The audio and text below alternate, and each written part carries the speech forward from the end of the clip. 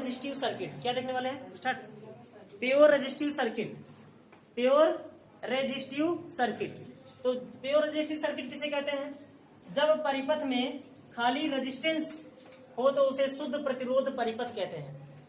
जो सर्किट में क्या लगा हो, सिर्फ और सिर्फ रेजिस्टेंस लगा हो। When a circuit involve in only for resistance, this circuit is called pure resistive circuit. ऐसा सर्किट क्या कहलाएगा, प्योर रेजिस्टिव सर्किट, जिसमें केवल और केवल क्या लगा हो, रेजिस्टेंस लगा हो, में और कुछ भी न लगा हो। तो ये रहा उसका सेटअप सर्किट का, रेजिस्टेंस लगा है और हाई टेंशन का सोर्स लगा है। हाई टेंशन को इसी से दिखाया जाता है क्योंकि एसी है, ये एसी सोर्स का सिंबल यही नहीं होता है, ठीक है। अब देखो, तो हम लोग कहेंगे कि अब इसमें मुझे निकालना है कि इसका करंट निकालना है मुझे इसका। तो करंट निकालने के लिए हम लोग करंट का डायरेक्शन कोई भी ले सकते हैं।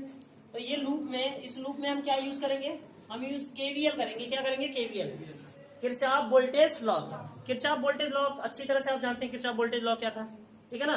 किसी लूप में क्या होता है, किसी लूप में, किसी क्लोज लूप में, किस लूप में, क्लोज लूप में वोल्टेज ड्रॉप का अलजेब्रिक सम बराबर होता है उसी बंद लूप के, उसी लूप के अलजेब्रिक सम ऑफ वोल्टेज के या अलजेब्रिक सम ऑफ ईएमएफ के।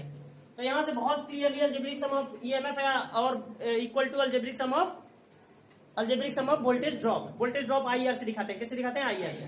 तो आईआर किसके बराबर होगा, वोल्टेज के, क्योंकि एक ही आईआर है और एक ही वोल्टेज है। तो ये देखो सीधा सीधा ओम्स लॉ हो रहा है। क्या हो रहा है, Ohm's law, V equal to IR, V equal to IR, resistance में तो V इक्वल टू आईआर ही लगेगा। तो ओम्स लॉ से V इक्वल टू आईआर हो गया, तो I बराबर V बटे क्या हो जाएगा, I R. Pure resistive circuit में वोल्टेज और करंट दोनों कैसे होते हैं, सेम फेज में।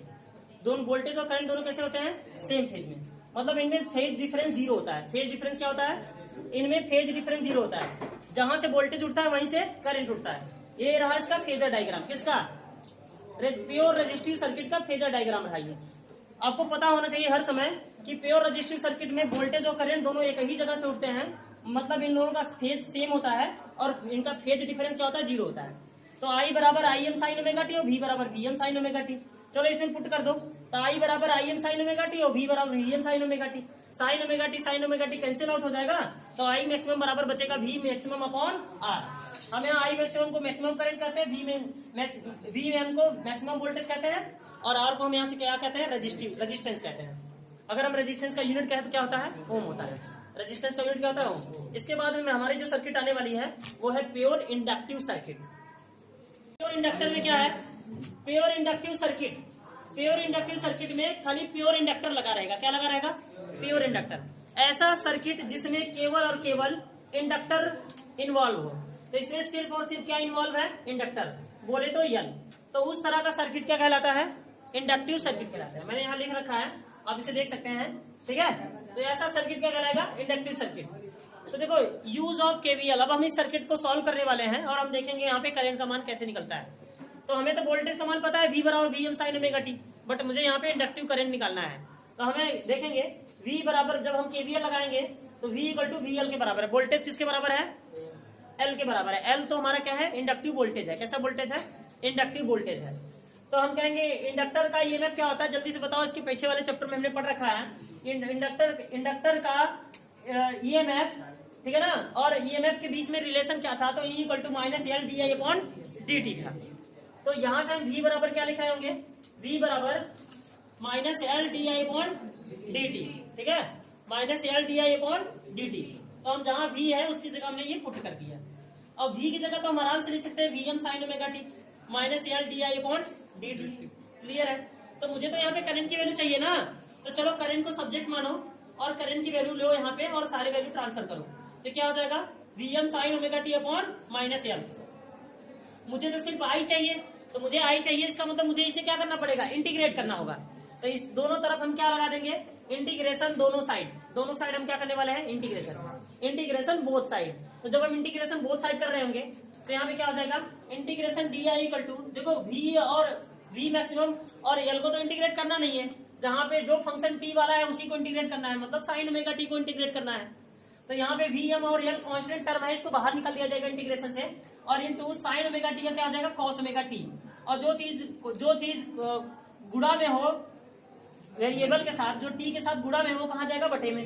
आप इसे टी मानते हुए भी इंटीग्रेट कर सकते हैं, बट मैं सीधा सीधा शॉर्टकट एक बता रहा हूं मैं। साइन ओमेगा टी का क्या हो जाएगा, कॉस ओमेगा टी, और ओमेगा कहाँ निकल के चला आएगा, नीचे। जो चीज टी के साथ मल्टीप्लाई में है वो नीचे आएगा, मतलब जो भी फंक्शन, जिस फंक्शन का इंटीग्रेशन हो रहा है वो अगर मल्टीप्लाई में रहेगा तो उसका इंटीग्रेशन तो होगा कॉस ओमेगा टी, और साथ के साथ जो टी के साथ मल्टीप्लाई में वो नीचे चला आएगा, मतलब फंक्शन के साथ जो मल्टीप्लाई में वो कहाँ चलाएगा, नीचे चलाएगा। तो हो चुका है हमारा इंटीग्रेशन, माइनस माइनस प्लस हो जाएगा, और VM sine cos omega T को लिख रहा हूं मैं, और नीचे लिख रहा हूं ओमेगा एल, ओमेगा और एल। तो ओमेगा एल के बारे में हम कुछ बातें करेंगे। ओमेगा एल को हम क्या लिखते हैं, एक्सएल लिखते हैं। ओमेगा एल को एक्सएल क्यों लिखे, तो omega L is inductive reactance. Omega L क्या है, इंडक्टिव रिएक्टेंस है, और इंडक्टिव रिएक्टेंस को दिखाते किससे हैं, तो एक्स एल से दिखाते हैं। This is offered by inductor. देखो जब रेजिस्टेंस में जो कांटे होते हैं, कांटे अगर ऑफर करता है तो उसे हम आर से दिखाते हैं, और अगर इंडक्टर ऑफर करता है तो उसे हम एक्सएल से दिखाते हैं। मतलब ये भी एक तरह का रेजिस्टेंस ही है, यह भी एक तरह का प्रतिरोध ही है, रेजिस्टेंस ही है, लेकिन इसको किसने ऑफर किया है, इसको इसने एल ने ऑफर किया है। किसने ऑफर किया इसे, this is offered by inductor, इसलिए इसका नाम क्या पड़ा, एक्सएल, और इसको बोलते हैं इंडक्टिव रिएक्टेंस। क्या बोलते हैं, इंडक्टिव रिएक्टेंस बोलते हैं। तो इसे हम किससे दिखाते हैं, एक्सएल से दिखाते हैं। तो ओमेगा एल की जगह हम क्या लिख देंगे, एक्सएल। अब हमारे पास ये जो फॉर्मूला बन के आएगा, इसका फॉर्मूला क्या बन के आएगा देखेंगे, मैं ऊपर लिख रहा हूं यहाँ पे। तो ये जो फॉर्मूला बन के आएगा इसका आराम से देखेंगे। तो यहाँ पे हमारा आई बराबर क्या मिल जाएगा, आई बराबर देखो वी मैक्सिमम अपॉन एक्सएल। हमने वी मैक्सिमम अपॉन एक्सएल की जगह क्या लिखेंगे, आई मैक्सिमम, क्योंकि वी बटे आर क्या होता है, वी अपॉन आर क्या होता है, आई मैक्सिमम होता है। तो यहाँ पे हम लिखेंगे आई मैक्सिमम और कॉस ओमेगा टी लिखेंगे। तो ये रहा इंडक्टिव करंट, जो करंट था इंडक्टर का वो निकल के यहाँ पे हमारा चला है, ठीक है ना। अब हम यहाँ पे एक्सएल के बारे में लिखेंगे, नोट पॉइंट, ये एक्सएल क्या है तो ना देख लेते हैं। एक्सएल हमारा है ये एक्सएल, एक्स बड़ा रहेगा और एल बच्चा वाला रहेगा। एक्सएल को बोलते हैं इंडक्टिव रिएक्टेंस। क्या कहते हैं, reactance. This is offered by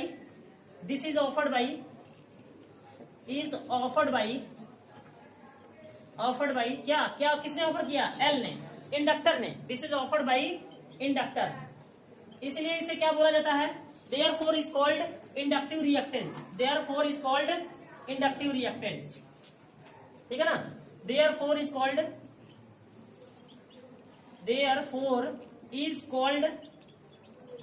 inductive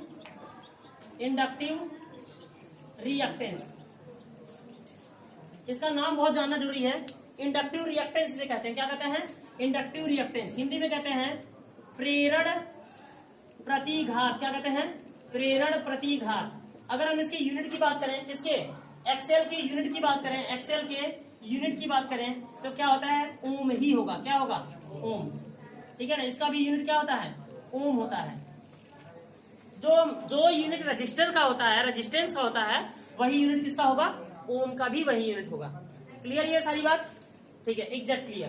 तो ये बात एक्सएल के बारे में थी, और हमारे पास यहाँ पे इंडक्टिव रिएक्टेंस इंडक्टर का करंट निकल के चला आया। आई बराबर I maximum into cos omega T. अब यहाँ पे हम ना इसके फ्रेजर डायग्राम की बात करेंगे। क्या बात करेंगे, इसके फ्रेजर डायग्राम की बात करेंगे। और इसका फ्रेजर डायग्राम हम डिसाइड किससे करेंगे, तो जो इंडक्टर का ये जो करंट निकल के आया है, इसी से हम इसका क्या डिसाइड करेंगे, फ्रेजर डायग्राम। तो इतना नोट डाउन कर लीजिए, बाकी ठीक है।